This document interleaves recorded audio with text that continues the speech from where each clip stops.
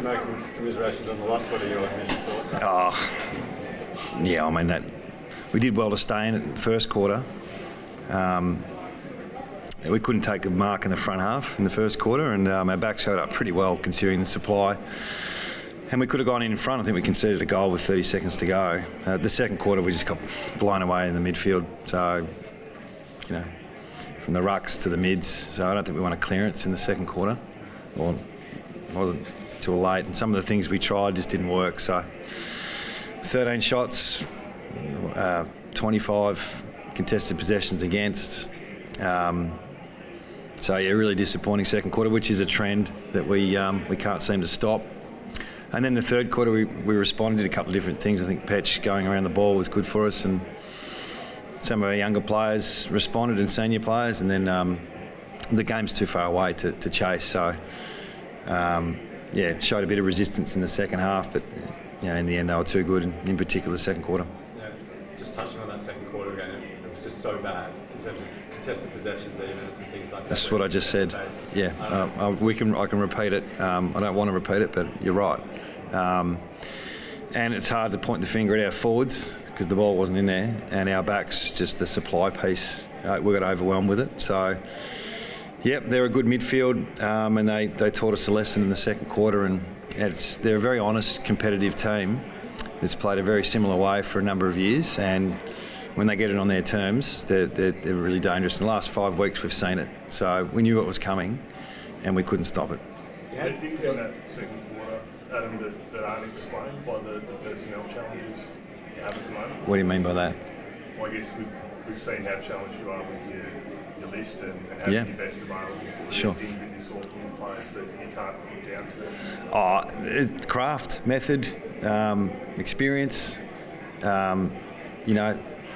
We're not winning hit-outs at the moment, so you've got to be really good at your craft. So those type of things that, we're better than that. So, and they did respond in the third, but we're not stopping the momentum when it really elevates to another level. So that's our challenge, to stop the bleeding. And it's not always stoppages. Sometimes it's ball use or team defence. So tonight it was clearly around the ball.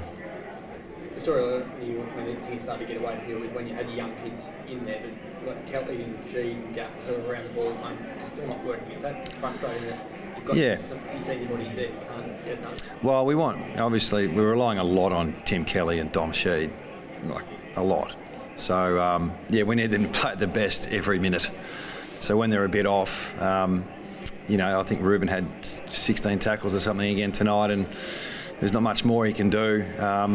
We're getting challenged in that space. So we want our good players playing well all the time, and when they're a bit off, it hurts us a bit. So, and look, Witts is a tremendous ruckman. He's probably the best in the comp at the moment. And young Bailey's working through his career, and I'm not sure what the hit-outs were tonight, but I'm sure it was significant.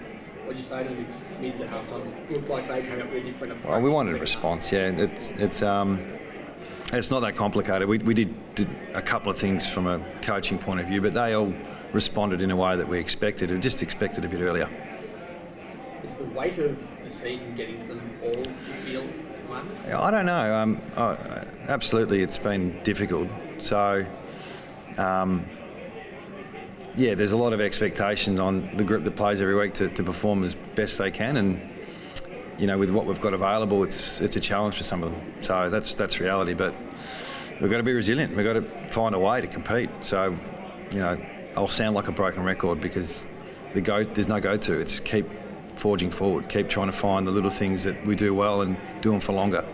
Keep growing with your craft. Keep growing with the style of play we're trying to do. Keep trying to stop momentum. So we'll keep pushing that with who we've got available. And that's all we can do. Have you got a theory on why the second quarter is the one that's killing you? No, yes and no. So without going into too much detail, but it's going to happen. You're going to get challenged. It's how you respond when it's 2 or 3 goals and we're not responding. So there's so much you can do from a coaching point of view, and then there's a bit of digging in deep as a playing point of view as well. So we're connected. The jobs that you handed Ruben and Xavier O'Neill tonight? What do you think that would have Yeah, I thought Xavier did a pretty good job. You know, I don't know what he had in the end. Anderson, what do you have? been? 27? Yeah, I reckon it was mid-teens, halfway through the third, late in the third. So, and Ruben just played. So, you know, and I think we put him on the back in the last quarter. So, yeah, those guys, you know, they tried their hardest. There's so much external negativity around the club, a lot coming from loyal fans and whatnot. Can you do anything to protect the players, and how much is filtering through to the players as well? Oh, I'm not sure. I mean, that's just our industry. So we get paid well to deal with that, and all we can do is work our way through it. So it's part of the job. I guess for players, a lot of the time they feed off that energy, normally in a positive manner, so when it turns the other way. Oh, look, our fans turn up. They turn up tonight again. So we have 37,000 tonight. So, you know, I know we're not delivering on field, but they're turning up. So I know there's some disappointed members out there, and I get that. And, you know, asking for patience, you know, they can demand as much as they like. They pay the memberships. So, but we're trying. And while we're going through this, it's going to be a challenge. So there's no quick fix. And with so much of the season still remaining, what do you do to try to keep spirits high? Well, got to get some players back. Keep learning, trying to grow from the good bits and learn from the bad bits. You know, unfortunately, I might have lost Jack tonight with an arm. Jermaine Jones was subbed out with a broken nose. So we'll get some younger players back in the next few weeks. So we've got to keep exposing and giving them opportunities. You know, we get to the end of the year and some of these kids have played 15, 20 games. That's a positive. So we'll work through that. And with Darling, he looked in a lot of pain. He did. Is it broken at all? Don't know. We'll get an X-ray and see how it is. But he didn't want to come off, and you know, I know he cops a lot. And sometimes when you're out of form, that's what it is. But he loves the club. And he loves his teammates. Do you fear it is a broken arm? I've got no idea. Are you concerned he didn't want to come off, given the criticism that he got this week from outside? Jack, it's the players. He wants to help, so.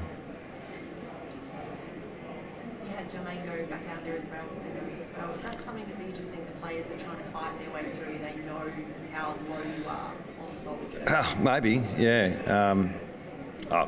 People play with broken noses all the time, so it just got a bit sore. So. I mentioned the crowd before. You had 47,000 when Carlton came over. The next one's 37.